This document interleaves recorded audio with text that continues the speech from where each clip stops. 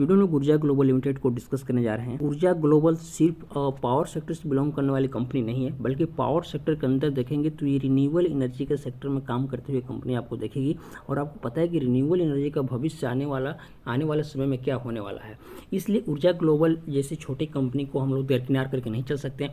यदि हम stock market में इन्वेस्टमेंट करते हैं तो इस तरह का जो फ्यूचरिस्टिक पॉइंट ऑफ व्यू से फ्यूचर में जिन कंपनियों का डिमांड बढ़ने वाला है उस पर नज़र रखनी ही होगी। तो आज हम लोग इस वीडियो में ऊर्जा ग्लोबल का हम लोग एनालिसिस करेंगे और उसमें समझेंगे कि कब मौका मिलेगा इसमें इन्वेस्टमेंट करने का, और या जिनका पहले से इसमें इन्वेस्टमेंट है उन्हें क्या करना चाहिए। चलिए शुरुआत शुरू से करते हैं। अभी देखेंगे तकरीबन 7 रुपये 80 पैसे के आसपास इस स्टॉक का प्राइस चल रहा है और एक दिन में देखेंगे तो तकरीबन 0.65% का रिटर्न आपको देते हुए दिखेगा। पिछले 5 दिन की बात करें, 5 दिन यानी कि एक सप्ताह, तो उसमें देखेंगे तकरीबन 3% के आसपास से स्टॉक आपको चढ़ते हुए दिखेगा। यानी कह सकते हैं कि अब इस स्टॉक में धीरे धीरे तेजी आनी शुरू हो गई है। एक मंथ में स्टॉक तकरीबन आपको 0.64% के आसपास गिरते हुए दिखेगा। हालांकि ये कोई बहुत बड़ी गिरावट नहीं है एक मंथ में देखेंगे तो। ओवरऑल पिछले 5 दिनों की तेजी कुछ दिन तक और चल जाती है ना, तो ये जो पिछले एक मंथ का रिटर्न आप यहाँ माइनस में देख रहे हैं ये भी पॉजिटिव में हो जाएगा। 6 मंथ में तकरीबन 27% के आसपास से स्टॉक टूटा है, क्योंकि लंबी अवधि में देखेंगे तो इस पेनी स्टॉक में गिरावट ही भी देखने को मिल रहा है। हालांकि अब यहाँ से देखेंगे तो स्टॉक जब ऊपर गया है अप्रैल में, तो अभी ये स्टॉक कंसोलिडेट करने लगा है और थोड़ा सा, जैसे मैंने बताया, 5 दिनों की तेजी और लंबा चलती है तो धीरे धीरे 1 मंथ और 6 मंथ का जो रिटर्न नीचे की तरफ आ रही है, ग्राफ यहाँ पर जाकर सपोर्ट बन जाएगा, यानी कि कंसोलिडेट करने लगेगा और धीरे धीरे इसके बाद प्राइस यहाँ से ऊपर उठेगा। अब यहाँ पर आगे हम लोग स्क्रीनर की वेबसाइट पर, और यहाँ पर सबसे पहले हम ऊर्जा ग्लोबल लिमिटेड का चार्ट देख लेते हैं, यानी कि टेक्निकल एनालिसिस के माध्यम से समझ लेते हैं कि आने वाले समय में इस कंपनी के शेयर प्राइस में कुछ शॉर्ट टर्म की बात करेंगे, उसमें क्या हो सकता है, और फिर हम लोग कंपनी के काम और फंडामेंटल एनालिसिस को समझेंगे। तो अभी हम लोग आ गए इस कंपनी के चार्ट पर, और यहाँ पर मैंने एक साल का चार्ट ओपन किया और एक साल का चार्ट पर जब आप देखेंगे तो आप पाएंगे कि ये जो लेवल था, ये यहाँ का लेवल काफ़ी इंपॉर्टेंट था इस स्टॉक के लिए। जहाँ पर दिसंबर 2022 में देखेंगे तो स्टॉक का प्राइस इस लेवल पर ब्रेक करके प्राइस नीचे आ गया।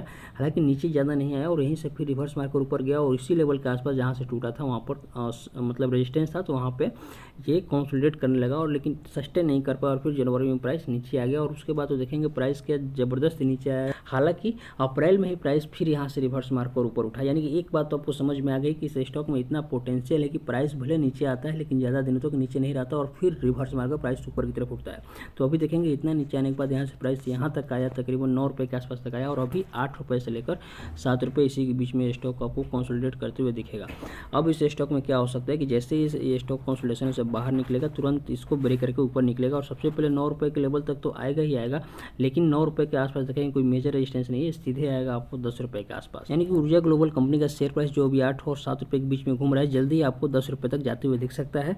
और देखिए अभी इस कंपनी के Q4 के नंबर भी काफ़ी अच्छे आए हैं, तो इसके बदौलत भी मैं कह रहा हूँ कि कंपनी के शेयर प्राइस में एक अच्छी खासी जंप देखने को मिल सकती है। तो चलिए सबसे पहले हम लोग इस कंपनी के काम और फंडामेंटल को भी समझ लेते हैं। तो यहाँ पर हम लोग सबसे पहले इस कंपनी के काम की बात कर लेते हैं। कंपनी काम क्या करती है, तो देखिए सबसे पहले आप जानेंगे कि ये जो कंपनी है रिन्यूएबल एनर्जी के सेक्टर में काम करने वाली कंपनी है। और जब हम रिन्यूएबल एनर्जी की बात करते हैं तो हमारा मतलब ऐसे एनर्जी से होता है जिसको दोबारा बनाया जा सकता है, यानी कि एक ही तरह की एनर्जी को वेस्ट होने के बाद उसको दोबारा बनाया जा सकता है। तो ये काफ़ी काम करने वाली कंपनी होती है और इससे प्रदूषण भी नहीं होता है। तो इस सेक्टर में काम करने वाली कंपनी का ग्रोथ आने वाले समय में काफ़ी है। अब ये तो काम की बात हो गई। अब फ्यूचर, अब इस कंपनी के थोड़ी बहुत फंडामेंटल को डिस्कस कर ले तो मार्केट कैप तकरीबन 400 करोड़ के आसपास है, जो काफ़ी बढ़िया बात है। और इसका जो शेयर प्राइस है वो भी देखेंगे बुक वैल्यू से अधिक है। हालांकि कंपनी का रिटर्न ऑन इक्विटी और रिटर्न ऑन कैपिटल एम्प्लॉयड थोड़ा कम है, 1-2% होता तो ज़्यादा अच्छा होता है। हालांकि ROC तो 2% के आसपास है, लेकिन ROE 1% से भी कम है।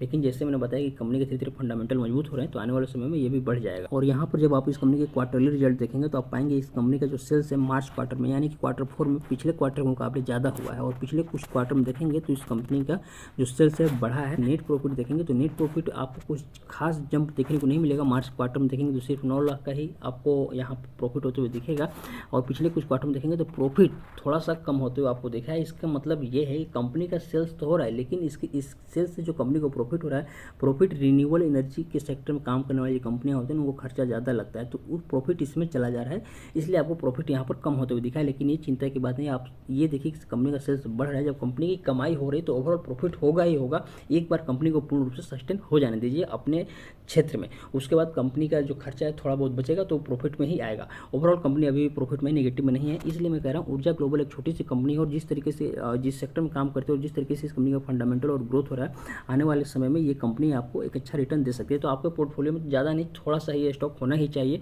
अब बाकी इन्वेस्टमेंट करने से पहले आप अपना रिसर्च और एनालिसिस जरूर कर लीजिएगा। मेरे कहने पर पैसा नहीं लगाना है। उम्मीद करता हूँ ऊर्जा ग्लोबल के बारे में जो बातें मैंने आपको